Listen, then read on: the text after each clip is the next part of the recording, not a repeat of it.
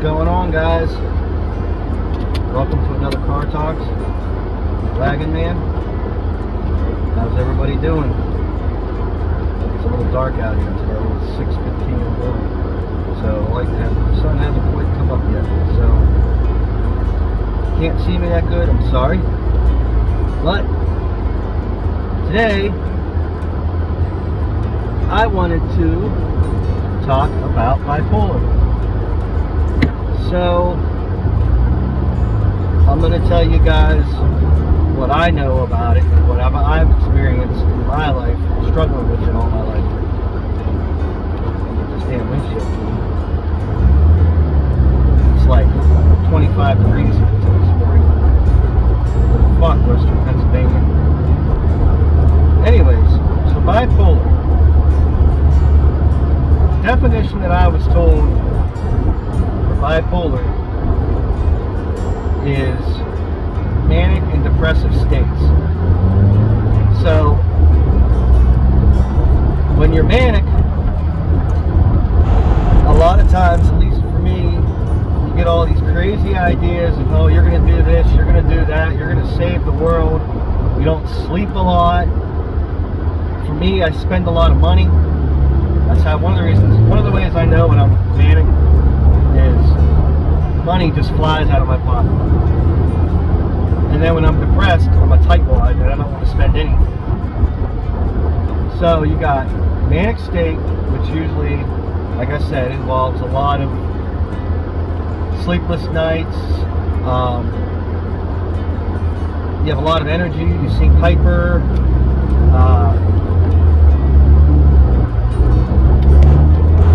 You feel like you're going to save the world.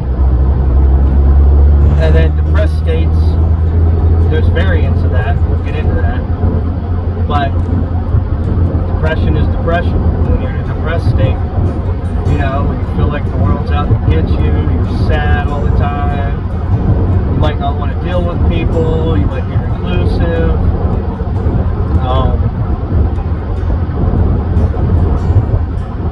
You don't want to eat. Things like that. So I was told, and I've been out of the loop for a little while, but I was told there was 3 stages of bipolar back when I was diagnosed. Now this was 20 years ago, and it was 6 years ago that I last went to a therapist. I'm not recommending that. If you guys need to go, go. We're going to talk about some of the medicines that I've been on. Those have probably changed a little bit now, but it's still the same concept. But the 3 stages, as I understand them, is level 1, which means that maybe once a year you'll go manic or you'll go depressed. It depends. Some people go depressed, some people go manic. And it may last for like a week or 2, and then that's it for the year. And that's level 1. Level 2 is like monthly. So you may go through a spell like once a month where you get super depressed or you get super manic and you can't sleep and everything that I just described. And then level 3, which whenever they diagnosed me, they called it rapid cycle. Level 3 is daily. And that's what I have. So in any given day, I could go from being manic to depressed numerous times. So I could be talking to you right now and be in a great mood, and then an hour later I just want to crawl into a hole and die.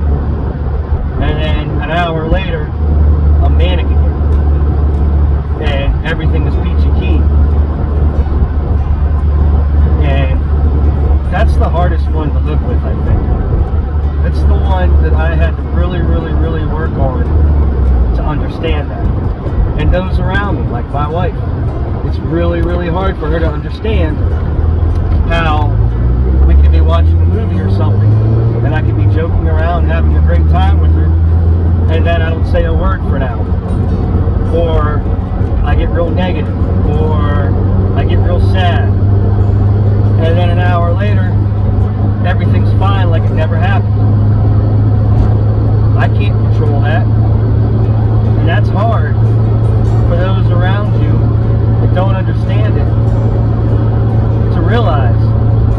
that is what it is, and it's something that you just have to run the course on. I always call it riding the wave. The trick to being able to control your bipolar, along with medicine, which we've talked about it before, I use alternative medicine to treat my bipolar in THC and edibles, but a lot of times therapists will put you on a mood stabilizer, which back when I first was diagnosed, which was the early 2000s, lithium was just being discontinued. It's still around, I think, but back in the early days, and I'm recognizing this, they used lithium a lot, thus Kurt Cobain's song Lithium. When I first got diagnosed, they had started using this drug called Depakote, and I was on Depakote for probably 15 years. It's a mood stabilizer. It's not an antidepressant. It doesn't change, like, it won't deal with that. The whole point of a mood stabilizer is to try to stabilize the swings, the highs and lows of being bipolar.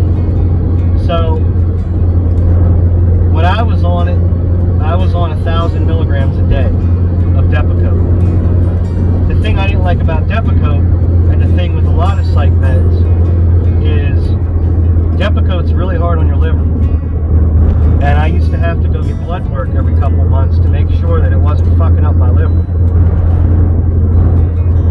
So that was paired with some other medicines I was on, like antidepressants. I was on Lisinopril for a long time, and then that was to help with the depression. And then I was on anxiety medication for a while, which I didn't like the whole Xanny bars and all that stuff. I didn't like that. It made me feel like a zombie.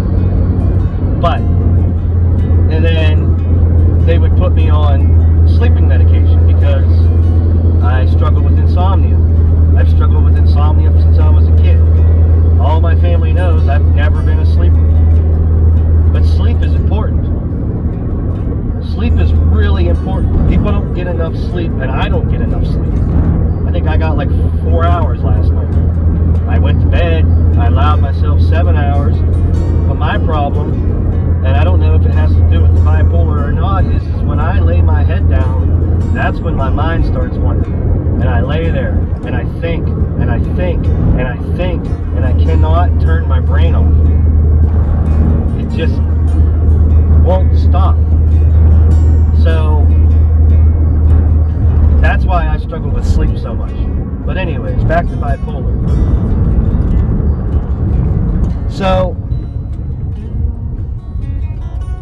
what I did when I decided that I didn't want to take medicine for it anymore is I started going online and I started reading about bipolar and the effects of it. And really, what bipolar is we all have serotonin in our brains. And people with bipolar don't have a sufficient amount of serotonin being produced in their brains. That's why there's different levels. Some people may only be missing a little bit of that serotonin, and so they have a once-a-year cycle. Some people, like me, apparently, I'm missing a ton of it because this shit is crazy. I deal with it every single day. Every day. It never ends. But I don't want it to control my life anymore. So I studied it. I guess you can't see me if I do that. So I study it. And I understand it. And I learned to recognize the mood swings. I learned to look for symbols in my actions and in my mood to help me recognize, okay, I'm manic right now. Okay, I'm depressed right now. Some of those, like I said earlier, like for me, I'm a quiet person. I'm one of those people that sits in the room and studies the room. I like to study people. I like to see what makes them tick. I like to... Actions speak louder than words for me. So, when I'm manic, I become super talkative, which isn't a bad thing. I become super talkative. Like I said, I get all these great ideas of stuff that I want to do. I'm going to start this business, or I'm going to make this band, or I'm going to do this, or I'm going to do that, and I'm going to do this, I'm going to do that, and they fucking fly at you 90 miles an hour. You get all these idea after idea after idea after idea after idea after idea after idea. That's manic. And then, like for me, like I said, my spending habits are through the roof when I'm manic. I really have to try to control that. That's why my wife takes care of our budget, because we'd be living in a fucking box if it was up for me. I'm horrible with money. My shit gets deposited into her account and she gives me whatever's left over. And I'm good with that because I don't want it. I'll spend it on stupid shit. And then when I'm depressed, I can tell a lot because I don't have any energy. Like, I just want to sleep.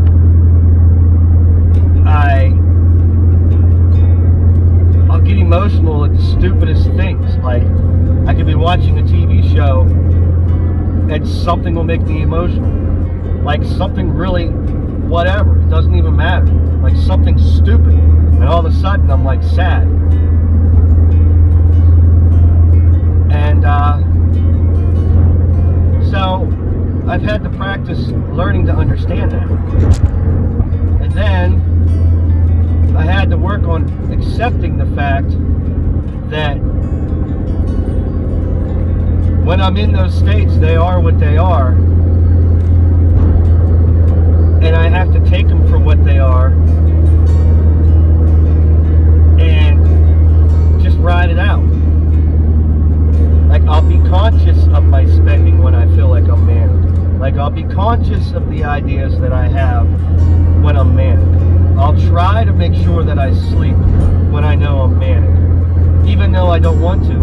Even though it's hard. And when I'm depressed, like music, I try to use music. I try to use things that I know make me happy,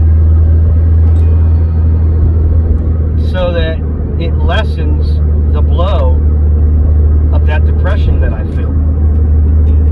And then in time, it goes away.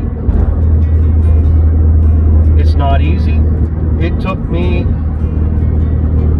probably 20 years now to start to be able to control the mood swings a little bit. It was hard in the beginning because it was hell on my wife, because I was unchecked with it and I didn't try to control it, and I was like, fuck you, I am who I am. If you don't like me, there's the door. We don't have to be together, blah blah blah blah blah, because I was self-destructive in that state. Oh, I got a tickle in my throat. Sorry, guys. So, I don't know. That's kind of how I deal with it. I would definitely suggest going on some kind of a mood stabilizer until you learn to understand your condition. It helps. It helps a lot. It'll really help buffer those highs and lows. And like I said, I took it for a long time. And I've just got to a point in my life now where I accept it for what it is. But I wasn't able to do that in the beginning. There's no way in hell I would have been able to do what I do today without medication. There's no way. And it still isn't peachy. I still struggle a lot. I go to some really dark places at the flip of a switch. And I can't do a goddamn thing about it. I can't. It just happens. So, I would suggest, if you don't want to be on all the antidepressants and all that shit, that's cool. I get it. A lot of that shit made me feel like I wasn't human anymore. I felt like a zombie. But the mood stabilizers, it really, really helps. And then study it, read about it, understand it, understand why you feel the way you feel. There's nothing wrong with you. There's nothing wrong with me. We just have a deficiency in our brain. And we need to learn to understand that and accept ourselves for who we are. And if you can learn to do that, then your bipolar will become a lot more manageable. And if you need to talk to somebody, talk to somebody. Whether it's a friend, a loved one, or a therapist, or whatever, do it. There's no shame in that. I didn't really have anybody to talk to for a long time that understood until I started doing this kind of stuff with you guys. This stuff helps me a lot because I've met a lot of you guys on here that go through the same things that I do and that hold me accountable and that ask me the tough questions that make me look within. And you need that accountability in life, especially if you're struggling with bipolar. Because a lot of times you don't recognize the mental state that you're in. And it's nobody's fault at all. It's just that sometimes it's hard to see it. And then you start getting down on yourself. You start thinking that, oh, I'm broken, I'm this, I'm that. And no, you're not. You're not. You're fine. You just got to learn to accept yourself and learn to understand what's going on in your head. It's not easy. I still work on it every day. But being able to learn to recognize your highs and lows is key. It's very important. Because, yes, they will pass. My daily shit passes. I get real quiet when I'm depressed because I don't want to lash out at people. I don't want to say or do shit that I'll regret. So I'll go internal for a little while. Because if you don't have anything nice to say, don't say nothing at all. So for me, I just don't say anything at all. And then in time, it passes, and then I come back out of my shell. But with that said, if I get too depressed, somebody knows about it. I make sure that somebody knows that I'm not okay that day. So that if they see any warning signs, they can acknowledge them and try to pull me out of it. A lot of times you can't pull the person out of it. But a lot of times all you need is that ear. Just that ear. Just somebody to listen to you. No matter what. And it helps a lot. So I guess I'm starting to ramble on this topic, so I'm going to stop it here. I'm almost to work now. But a lot of you guys were asking about that, and for what it's worth, that's my 2 cents on it. That's my experience with it and how I handle it, and hopefully it'll help some of you guys. And yeah, give yourself a break, man. You're fine. You're okay. You just got to learn how to control the mood swings. Take the medicine if you need to take it. Talk to somebody if you need to talk to them. The stigma is so bad on mental health and depression in this world, and in America especially. They just don't understand it. But that doesn't mean that you're faulty. That doesn't mean that there's anything wrong with you. Find those that do understand.